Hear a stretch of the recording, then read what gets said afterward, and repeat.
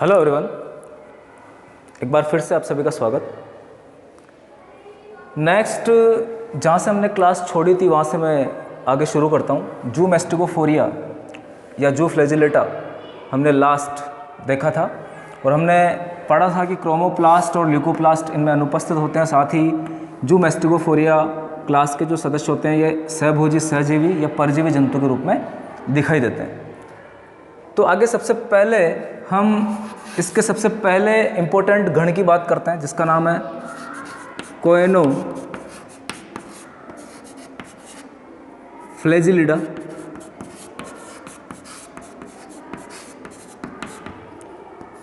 कोएनो फ्लैजिलिडा इस गण के सदस्यों के गुणों की या लक्षणों की हम बात करें तो इनमें एक कशाब पाया जाता है, वह यहाँ पर कोलर कोशिकाएं भी पाई जाती है। एक कशाब के साथ कोलर उपस्थित होता है, कोलर सेल्स यहाँ पर पाई जाती है, ये आप ध्यान रखेंगे। एक कशाब के साथ कोलर उपस्थित होता है। साथ ही इसके मेंबर जो होते हैं वो स्वच्छ जलीय होते हैं, स्वच्छ जल में पाए जाते हैं। और एग्जाम्पल आप याद रखेंगे, यहाँ पर एग्जाम्पल आपके हो जाएंगे। सबसे पहला एग्जाम्पल है हमारे पास प्रोटेरोस्पेंजिया,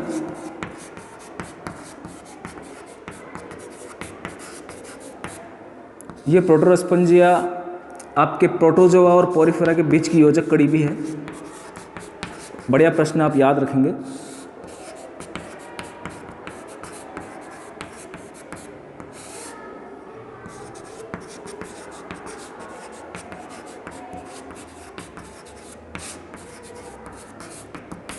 तो प्रोटेरोस्पेंजिया को हम पोरिफेरा और प्रोटोजोआ के बीच की योजक कड़ी कहेंगे। और इसके अलावा कार्डोसिगा, ये एग्जाम्पल भी आप याद करेंगे। तो इंपॉर्टेंट यहाँ पर प्रोटेरोस्पेंजिया हो जाएगा कि कोएनो फ्लैजिलिडा का इंपॉर्टेंट सदस्य है प्रोटेरोस्पेंजिया, जिसको हम प्रोटोजोआ पोरिफेरा के बीच की योजक कड़ी भी कहेंगे। इनमें एक कशाब मिलता है और उसके साथ कोलर उपस्थित होता है या कोलर कोशिकाएं यहाँ पर पाई जाती है। तो कोएनो फ्लैजिलिडा का ये इंपॉर्टेंट कैरेक्टरिस्टिक्स हो जाएगा। नेक्स्ट हम बात करते हैं दूसरे गण की, जू मैस्टिकोफोरिया का जो इंपॉर्टेंट सेकंड गण है उसका नाम हो जाएगा आपका राइजोमैस्टिजिडा।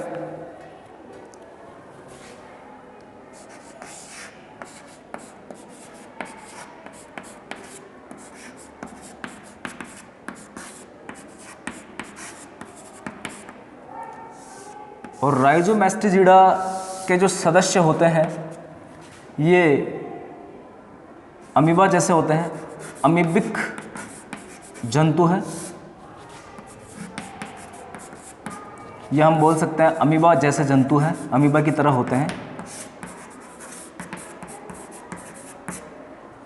ये भी स्वच्छ जल में पाए जाते हैं, स्वच्छ जलीय होते हैं।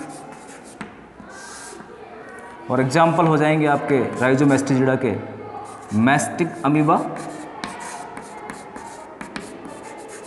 और डाइमॉर्फा।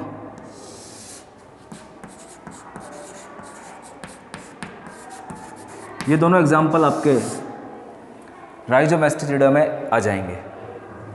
नेक्स्ट तीसरा गण हम देखते हैं, तीसरा ऑर्डर हम देखते हैं काइनेटोप्लास्टिडा। तीसरा ऑर्डर हो जाएगा आपका काइनेटोप्लास्टिडा।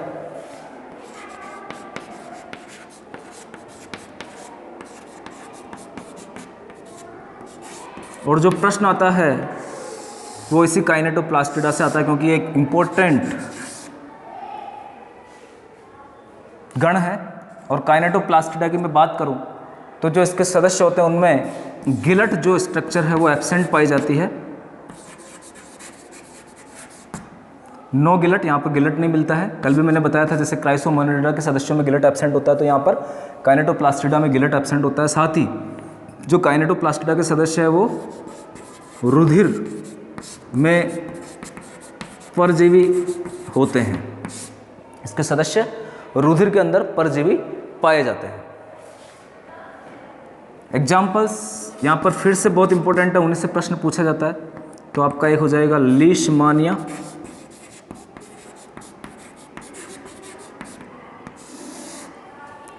और एक हो जाएगा आपका ट्रिपेनोसोमा।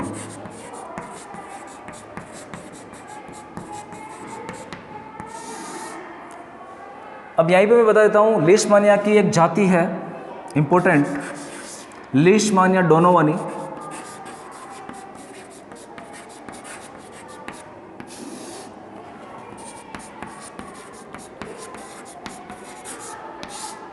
ये काला आजार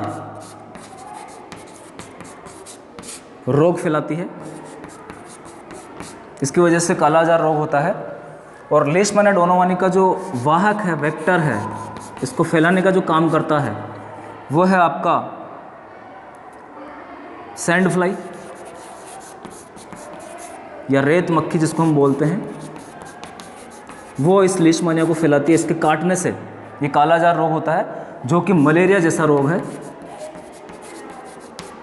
मलेरिया जैसा ये रोग होता है, वो आपको ध्यान रखना है। मलेरिया जैसा रोग होता है काला आजार रोग, सैंड फ्लाई के काटने से होता है। और सैंड फ्लाई का साइंटिफिक नाम अगर अपन देखें तो इसको हम बोलते हैं फ्लेबोटोमस। तो ये भी आप ध्यान रखेंगे, फ्लेबोटोमस के काटने की वजह से, रेत मक्खी के काटने की वजह से काला आजार रोग होगा। इसी प्रकार से लीशमानिया की एक और जाति है लीशमानिया ट्रोपिका।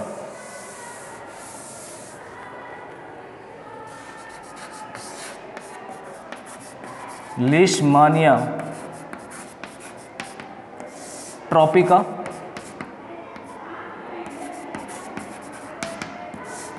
और इस लीशमानिया ट्रोपिका से ओरिएंटल सोर नामक रोग होता है, और ये एक त्वचीय रोग है। ये भी आप ध्यान देंगे, ओरिएंटल सोर रोग होता है लीशमानिया ट्रोपिका से, और ये एक त्वचीय रोग है। इसी प्रकार से हम ट्रिपेनोसोमा गैम्बियंस की बात करते हैं।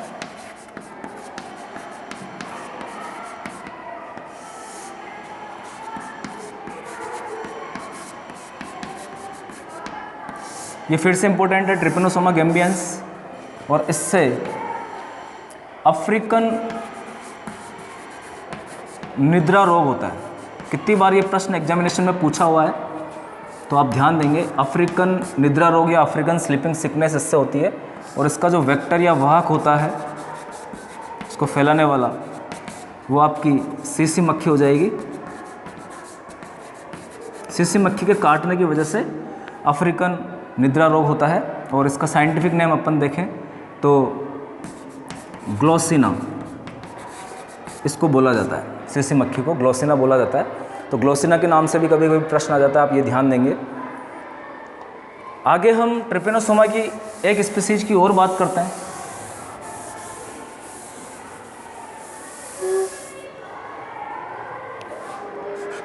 ट्रिपेनोसोमा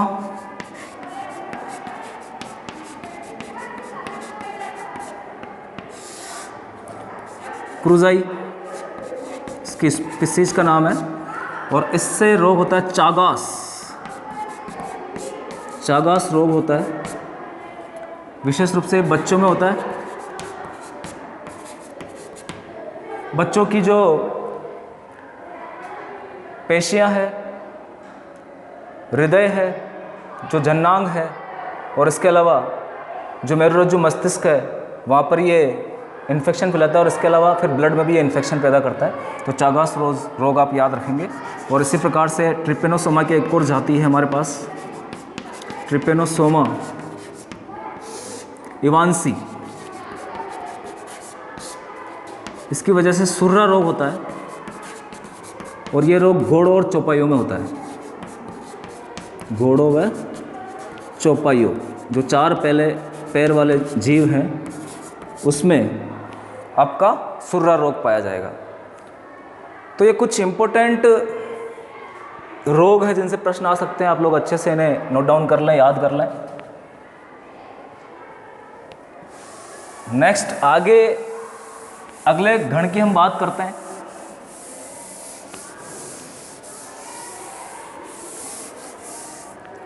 अगला गण हो जाएगा आपका रिटैटोमोनेडिडा जो कि आपका तीसरा गण है, चौथा गण है रिटैटोमोनेडिडा।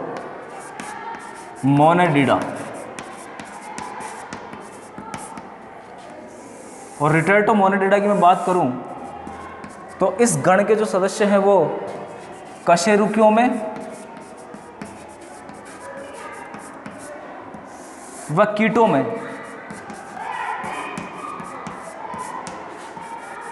परजीवी होते हैं। बस यही आपको याद रखना है कि कौन से गण के सदस्य कशेरुकी और कीटों में परजीवी के रूप में मिलते हैं। तो आपके हो जाएंगे रिटैटोमोनेडिडा और इसका एग्जाम्पल आपका हो जाएगा कीटोमैस्टिक्स या किलोमैस्टिक्स। किलोमैस्टिक्स आप याद रखेंगे, किलोमैस्टिक्स।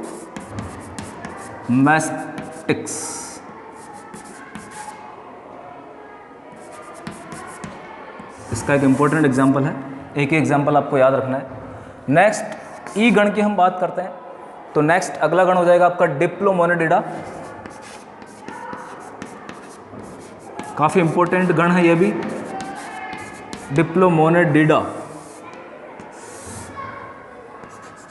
और इस गण के जो सदस्य होते हैं वो द्विपार्श्व सममित होते हैं। सबसे पहली चीज, इनमें द्विपार्श्व सममिति पाई जाती है।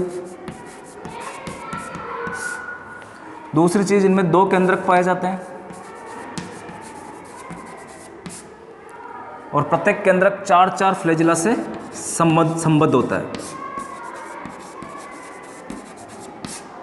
प्रत्येक केंद्रक 4-4 कशाप से संबद्ध पाया जाता है। इसके सदस्य जो होते हैं वो आंत्र के परजीवी होते हैं। आंत्र के परजीवी सदस्य इसमें सम्मिलित किए गए हैं। फॉर एग्जाम्पल हम बात करते हैं जियार्डिया की। काफ़ी इंपॉर्टेंट प्रश्न आता है जियार्डिया से। जियार्डिया आपका grand old man of intestine भी कहलाता है।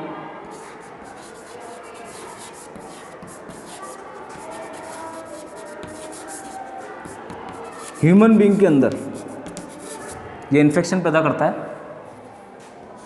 स्मॉल इंटेस्टाइन में ये पाया जाता है, छोटी आंत में, या अपन उसको बोल सकते हैं शुद्धांत्र में।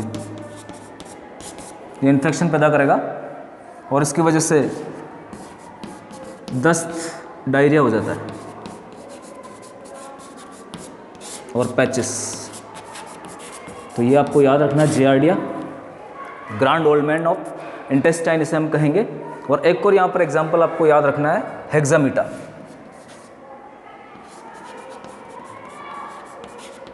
तो ये दो एग्जाम्पल आपके हो जाएंगे, ये दोनों डिप्लोमोनेडिडा के एग्जाम्पल।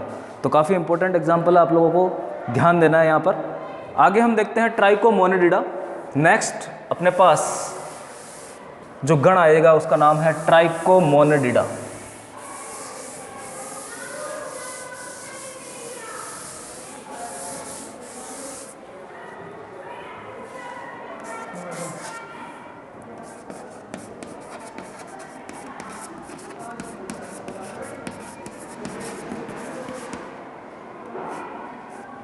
ट्राइकोमोनेडिडा की अगर मैं बात करूं, ट्राइकोमोनेडिडा ये नेक्स्ट आपका गण हो जाएगा। और ट्राइकोमोनेडिडा में हम लोग सहजीवी कशाभी जंतुओं को इंक्लूड करते हैं। सहजीवी कशाभिक जंतु, इनमें 4 से 6 कशाभ उपस्थित होते हैं और एक कशाप जो होता है वो ट्रेलिंग फ्लैजिला के रूप में पाया जाता है। ट्रेलिंग फ्लैजिला, या जिसे हम बोल सकते हैं पिच लगा, पीछे लगा हुआ कशाप, यानी ये शरीर के पीछे वाले भाग पर लगा हुआ होता है। तो पिच लगाओ कशाब हम इसे बोल सकते हैं, वो आप ध्यान देंगे यहाँ पर। और इसके जो एग्जाम्पल है वो हो जाएंगे, आपके नाम से पता चल रहा है, ट्राइकोमोनास।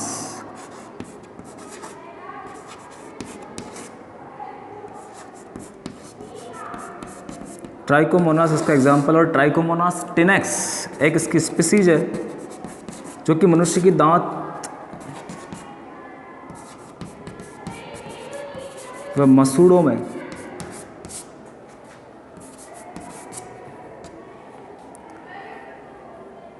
मिलता है और इसकी वजह से पायरिया डिजीज़ होती है।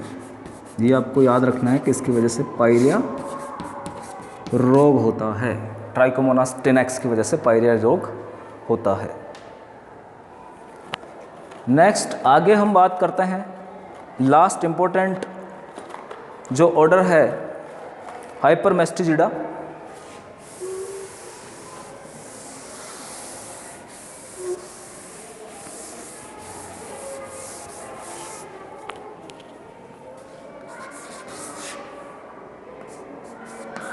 हाइपरमेस्टिजिडा,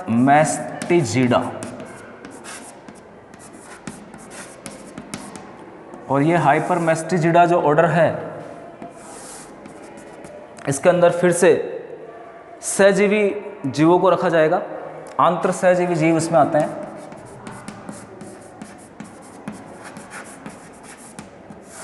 आंतर सहजीवी जीव मुख्य रूप से ये दीमक, वुडरॉच जो लकड़ी को काटते हैं, वुडरॉच, और कॉकरोच।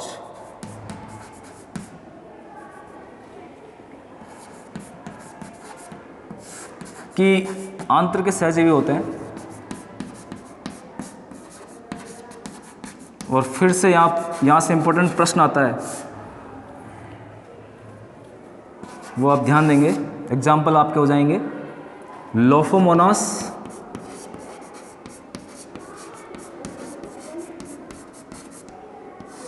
ट्राइकोनिम्फा। ट्राइकोनिम्फा भी प्रश्न आता रहता है। ट्राइकोनिम्फा किसकी आंत में सहजीवी के रूप में मिलता है? तो दीमक, वुडरॉच और कॉकरोच की आंत में सहजीवी के रूप में मिलता है।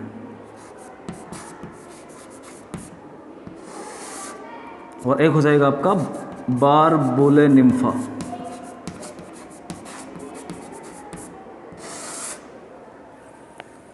तो ये सारे एग्जाम्पल आपको याद रखने हैं। यहाँ तक अपने जू मेस्टिकोफोरिया या जू फ्लैजिलेटा के इम्पोर्टेंट गण जो है वो कंप्लीट हो जाते हैं, और हमारी जो मेस्टिकोफोरा क्लास है वो भी कंप्लीट हो जाती है। तो इस क्लास में यहीं तक करते हैं। नेक्स्ट क्लास में मैं आगे की जो हमारी सार्कोमेस्टिकोफोरा की क्लास है, ओपेलाइनेटा और सार्कोडिना और राइजोपोडा, उसकी बात करेंगे। बहुत बहुत धन्यवाद।